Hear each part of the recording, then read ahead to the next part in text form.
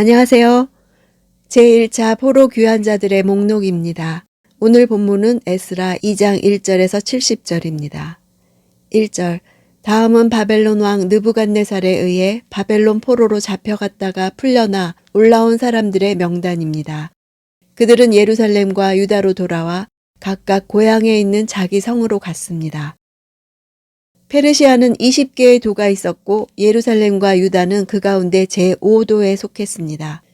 돌아왔다는 것은 슈브 동사입니다. 1차적으로는 포로 생활의 귀환을 뜻하고 궁극적으로는 언약 백성으로 돌아오는 개념을 뜻합니다. 이 명단은 페르시아 시대 초기인 고레스 2세 때 단번에 기록된 것이 아니라 여러 시대에 걸쳐 기록된 자료들의 모음집으로 보입니다. 2절, 이들은 스룹바벨, 예수아, 느헤미야, 스라야, 르엘라야, 모르드게, 빌산, 미스발, 비그웨, 르훔, 바하나와 함께 돌아온 사람들입니다. 이스라엘의 사람들 가운데 남자들의 수는 스룹바벨은 다윗의 후손이었습니다. 포로 이후 유다 공동체는 다윗의 옛 영광을 스룹바벨이 재현해 주길 원했습니다. 스룹바벨은 유다의 총독으로서 돌아왔으나 에스라 본문에는 총독이라는 타이틀을 붙이지 않습니다. 총독이라는 신분은 페르시아 왕의 관리를 의미합니다. 포로 이후 유다 공동체는 스룹바벨을 공동체 내부적으로 유다의 왕으로 인정했습니다. 그러나 대외적으로는 총독으로 인정해야 했기에 아예 타이틀을 언급하지 않았던 것으로 보입니다. 예수아는 여호수아로 불리우는 포로 이후 최초의 대제사장입니다. 스룹바벨이 성전 건축에 업적을 남기지 못한 채 사라지자 유다 공동체는 큰 혼란에 빠집니다. 결국 그들은 왕에 대한 희망을 버리고 신정론을 펼치게 되었습니다. 그 중심에 서게 된 사람이 바로 대제사장이었습니다. 여기에 느헤미야는 느헤미야서의 느헤미야와 동명이인입니다. 모르드게 또한 에스더의 삼촌과 동명이인입니다. 21절, 베들레헴 사람이 123명. 21절부터는 지역명 목록이 시작됩니다. 이들은 가문의 우두머리를 알 수 없고 귀한 대열에 있었지만 과거 땅을 소유하지 않은 가난한 자들이었을 가능성이 높습니다. 이들 중 많은 사람이 베냐민 지파에 속한 지역들입니다. 사사시대의 베냐민 지파는 그들의 범죄로 인해 거의 멸절된 상태에 있었죠. 그러나 약 600년이 지난 포로기 이후 시점에서는 오히려 귀한 자들의 상당수를 차지하게 되었습니다. 미약한 자를 번성케 하신 특별한 은혜를 잘 보여준다고 하겠습니다. 한편 귀한 자들의 출신지 소개 중 베들레헴을 제일 먼저 소개하는 것은 이곳이 다윗 왕의 고향이기 때문이고 다윗의 자손으로서 예수 그리스도가 나실 곳이기도 하기 때문입니다. 36절에서 39절, 제사장으로는 예수아의 계보 여다야 자손이 973명, 임멜 자손이 1052명, 바스울 자손이 1247명, 하림 자손이 1017명이었습니다. 제사장들 목록을 작성했다는 것은 비록 성전이 발견되지는 않았지만 바벨론에서도 포로 이전 성전 예식이 어떻게든 지속되고 있었다는 증거입니다. 제사장 가문 중 4가문만 소개되고 있습니다. 이 4가문은 포로 이후 유력한 제사장 가문들이었습니다. 4가문의 숫자를 모두 합하면 4,289명입니다. 귀한 자 전체 합계가 42,360명이니 그중 10분의 1에 해당하는 숫자가 제사장 4가문의 숫자였습니다. 이전 출애굽 시대의 제사장 가계가 속한 레위 지파의 인구가 이스라엘 전체의 30분의 1 정도였음을 감안할 때 포로 귀환 시대의 제사장의 비율이 매우 높은 것을 알 수 있습니다. 이것은 포로 기간 중 제사장 가문이 매우 번성했고 예루살렘 귀환에 매우 적극적이었음을 보여줍니다. 40절에서 42절, 레위 사람으로는 호다위야 가문의 예수아와 감미엘 자손이 74명, 노래하는 사람으로는 아삽 자손이 128명, 성전 문지기로는 살룸, 아델, 달문, 악굽, 하디다, 소베 자손이 모두 139명이었습니다. 레위 사람의 수는 341명입니다. 제사장의 수에 비하면 수가 현저하게 적습니다.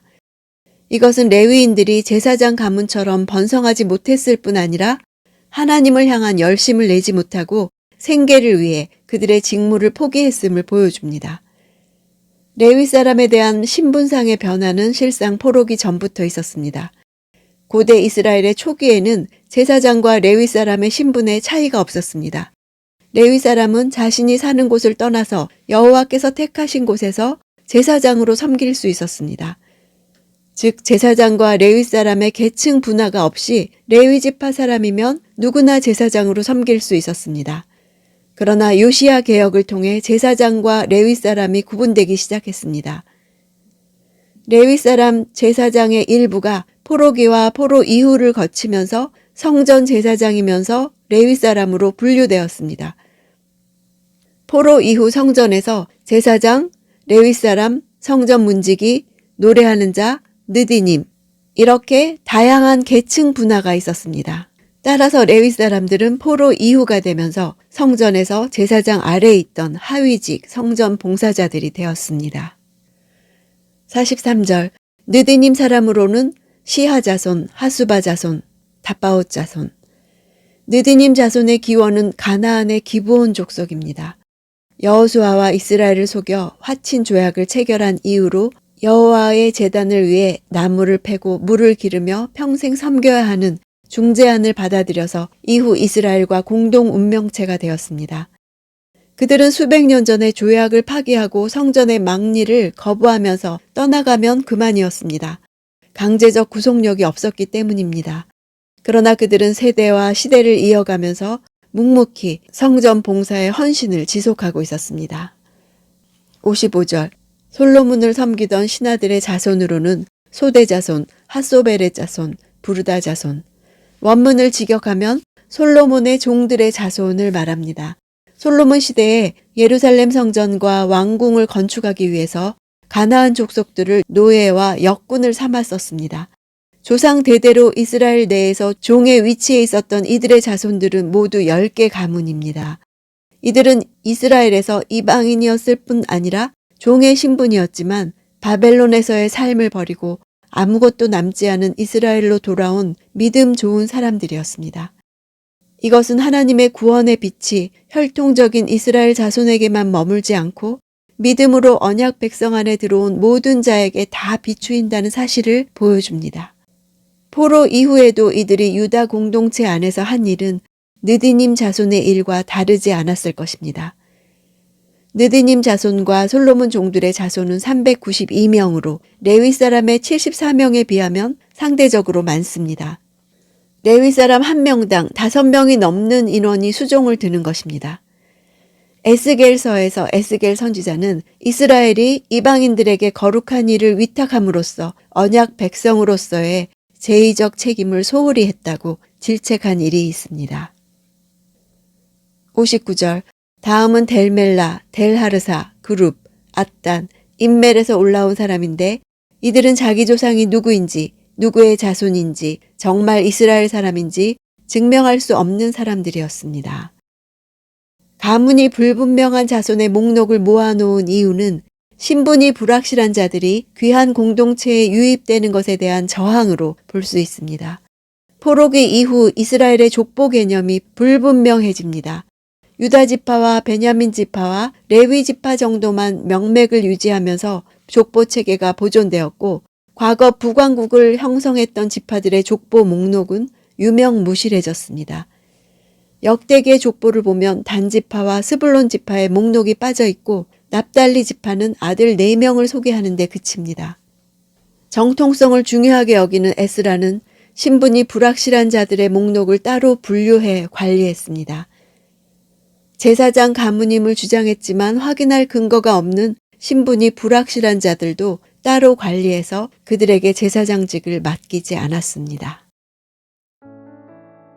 이곳에 언급된 이스라엘 귀한 자들의 가계 및 숫자는 포로 귀환 사건이 얼마나 중요한지를 보여줍니다.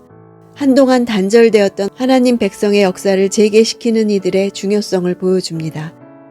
사실상 이들은 온갖 난관을 극복하고 무너진 성전을 재건한 주체였고 하나님 임재의 상징적 처소인 성전을 구심점으로 한 여호와 신앙을 회복한 자들이었습니다.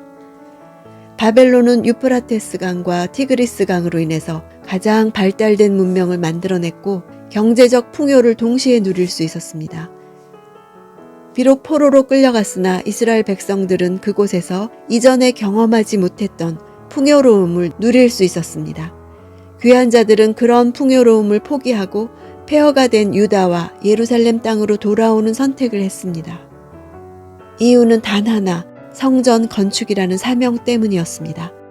하나님은 그들 한 사람 한 사람을 기억하시고 목록에 담았던 것입니다. 하나님은 이렇게 세상 풍요로움에 가치를 두지 않고 하나님께 가치를 둔 사람들을 다 기억하시고 성경에 기록하는 보상을 해주셨습니다. 내가 오늘 행하는 일도 그렇게 기억하실 것입니다.